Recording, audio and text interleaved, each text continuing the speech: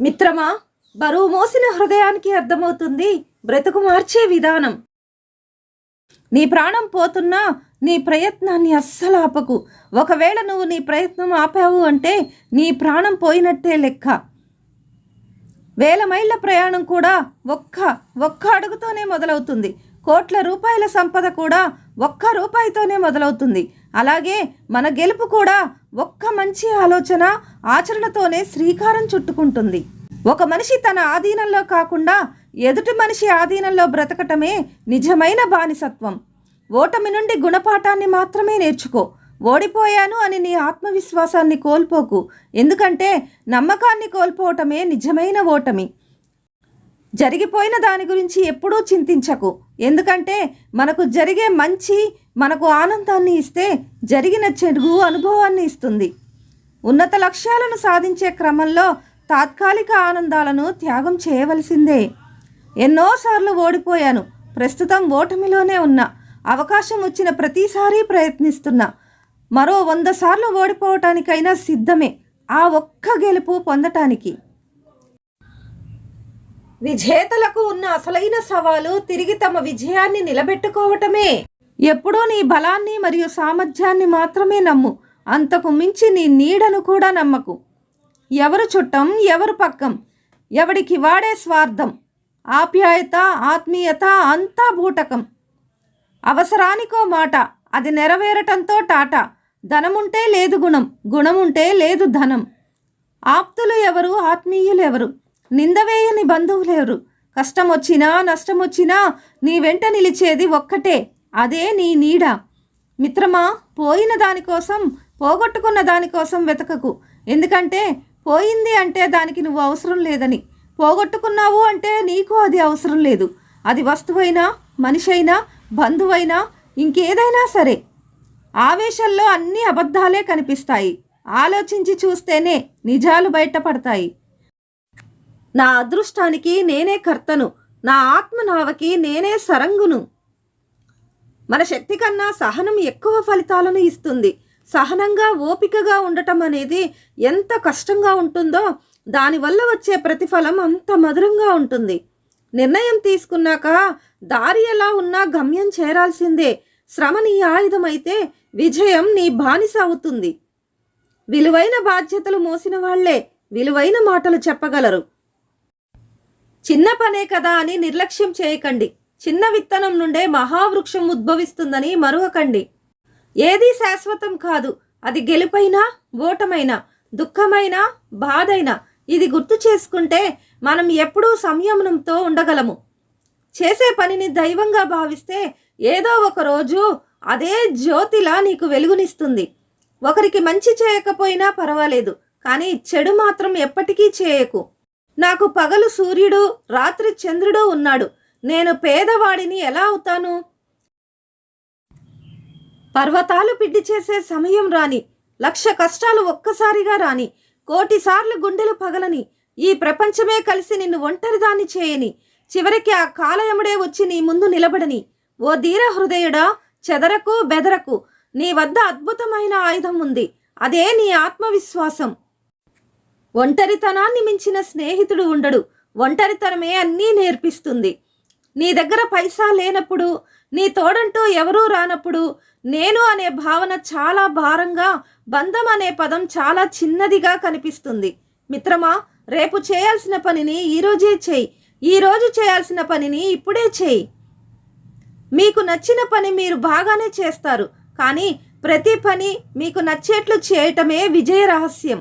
యుద్ధం గెలిచేంత వరకు ఏ శబ్దమూ చేయకు. ఎందుకంటే నీ విజయమే ప్రపంచానికి పెద్ద శబ్దమై వినపడాలి. వెళ్లేదారిలో కాలికి ముళ్ళు గుచ్చుకుందని ఆగిపోకు. కంటిలో గుచ్చుకోలేదు కదా, ముందుకు సాగిపో. ఓ భగవంతుడా, నేను చేసే తప్పులు నాకు గుర్తు చేయి. మళ్ళీ ఆ తప్పులు చేయకుండా ఉండటానికి ప్రయత్నం చేస్తా.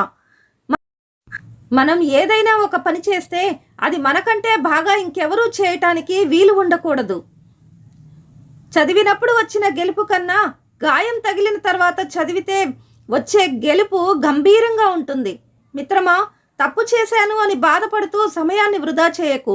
ఆ తప్పుని సరిదిద్దుకునే మార్గం ఆలోచించు. ఎందుకు ఎప్పుడూ నీ చుట్టూ ఎవరూ లేరని కుంగిపోతావు? ఒంటరిగా ఉంటే ఊపిరాడటం లేదా? ప్రాణం పోయినట్టుగా ఉంటుందా? అప్పుడే మర్చిపోయావా? తల్లి గర్భంలో కూడా 9 నెలలు ఒంటరిగానే ఉండేవాడివి. అయినా ఈ సృష్టిలో నువ్వే కాదు, జగతికి పగలు వెలుగునిచ్చే సూర్యుడు ఒంటరివాడే, రాత్రి వెన్నెల కురిపించే చంద్రుడు కూడా ఒంటరివాడే. అనుకోవచ్చు సూర్యుడు చంద్రుడు విశ్వానికి ఒకటి కంటే ఎక్కువ లేరు అని, అందుకే ఎవరి తోడు కోరుకోలేదు అని. మనుషులలాగా కొన్ని లక్షల కోట్లు ఉన్న నక్షత్రాలు కూడా ఏ రెండూ కలిసి ఉండవు. నువ్వు తెలుసుకోవాల్సింది, ఎవరూ ఎవరి కోసం ఊరికే రారు.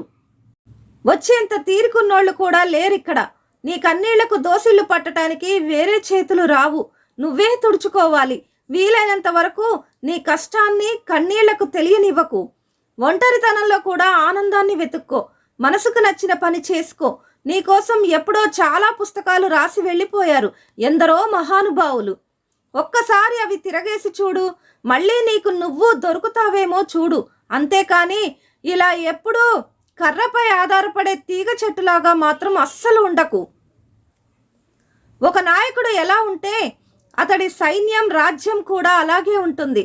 అది మంచి అయితే మంచి, చెడైతే చెడు. నిజంగా ఓడిపోయేది పరుగు పోటీలో చివరగా వచ్చిన వాళ్ళు కాదు, ఆ పోటీకి భయపడి అందులో పాల్గొనని వాళ్ళు. ఇదే జీవితానికి కూడా వర్తిస్తుంది. కోల్పోయిన ఆకులను పొందటానికి ఆ చెట్టుకే వసంతకాలం వచ్చినప్పుడు నీకు రాదా మిత్రమా? Be patient. నాయకుడంటే ఖద్దరు బట్టలు వేసుకుని తిరగటం కాదు, నలుగురి మంచి కోసం, నలుగురి అభివృద్ధి కోసం పాటుపడేవాడు. మనస్ఫూర్తిగా ఏదైనా ప్రయత్నిస్తే ప్రకృతి కూడా నేను ఉన్నానని మనకు కావలసిన సమయంలో సహాయం చేస్తుంది. ఈ భూమి మీద ఏ జీవి ఎంత ఎత్తుకెదిగినా చివరికి మట్టిలో కలిసిపోవాల్సిందే. ఉన్నత లక్ష్యాలను సాధించే క్రమంలో తాత్కాలిక ఆనందాలను త్యాగం చేయాల్సిందే. మిత్రమా, మోటివేషన్ అనేది పలికే పదాల్లో ఉండదు, విన్న ఆ పదాలను ఆచరణలో పెట్టడంలో ఉంది. శ్రమ నీ ఆయుధమైతే విజయం నీ బానిస అవుతుంది. పేదవానికి 50 రూపాయల బియ్యం రూపాయికి ఇవ్వటం గొప్ప కాదు, పేదవారిని 50 రూపాయల బియ్యం కొనుక్కునే స్థాయికి తీసుకురావటం గొప్ప. ఎప్పుడూ గడ్డిలా ఉండాలి.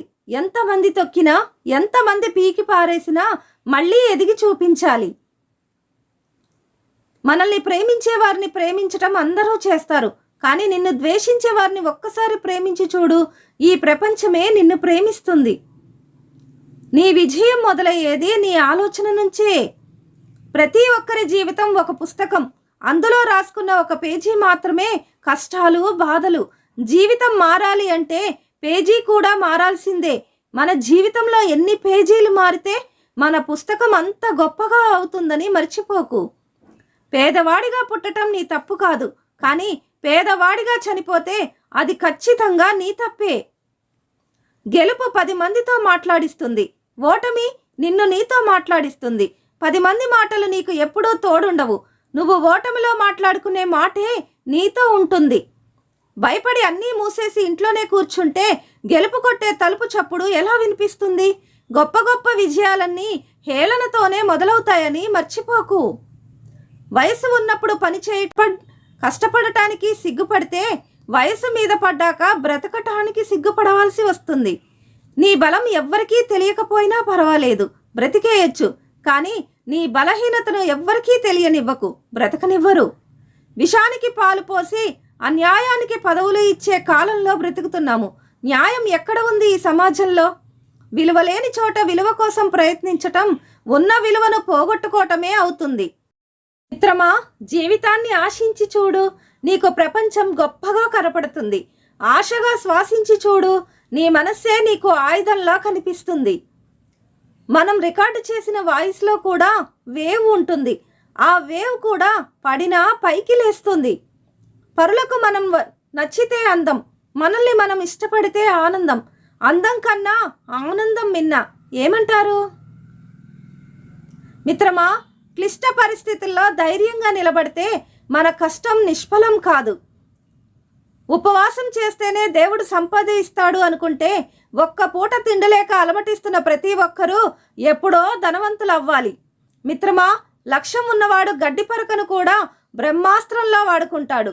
నిర్లక్ష్యం ఉన్నవాడు బ్రహ్మాస్త్రాన్ని సైతం గడ్డి పరకలా కూడా దాచుకోలేడు. అవకాశాల కోసం ఆలోచిస్తూ ఉంటే అపోహలుగానే మిగిలిపోతాయి. అదే ఆచరణలో పెట్టి చూడు, అద్భుతాలు కనిపిస్తాయి. మిత్రమా, ఆఖరిగా ఒక్క మాట. నీ విజయం కోసం ఓర్పుగా, నేర్పుగా నీ మార్గంలో ముందుకు సాగిపో. ఏదో ఒకరోజు విజయం తప్పక వరిస్తుంది. ఓపికతో ఉన్నవాడు ఎప్పటికీ ఓడిపోడు. ఇది రాసి పెట్టుకో.